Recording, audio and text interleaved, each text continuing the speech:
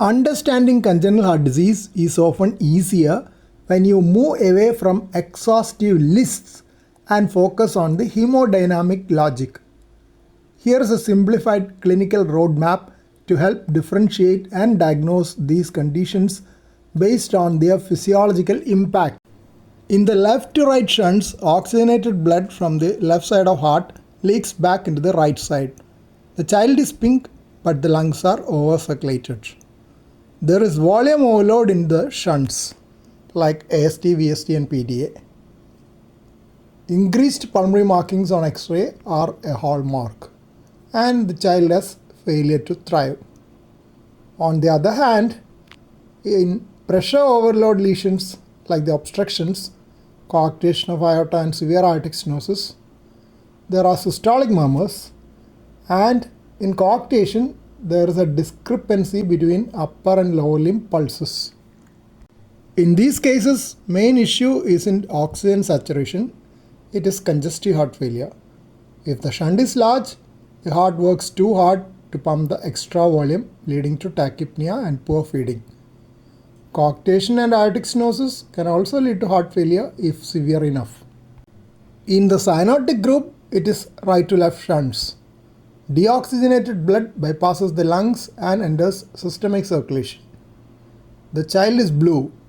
To simplify these, look at the pulmonary blood flow on chest X-ray.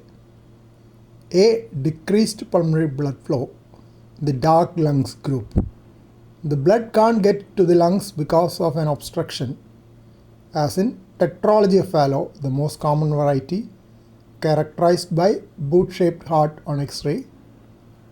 Tricuspid atresia, there is no tricuspid valve opening, so blood must cross an AST to survive. Increased pulmonary blood flow, the wet lungs group. Blood is mixing, but there is no obstruction to the lungs. Transposition of great arteries, the egg-on string heart on X-ray. This is a neonatal emergency. Egg-on string is because the pedicle is narrow. Anteroposterior relationship of aorta and pulmonary artery causes a narrow pedicle. Truncus arteriosus, one single vessel supplying both the body and the lungs. TAPVC, total anomalous pulmonary venous connection.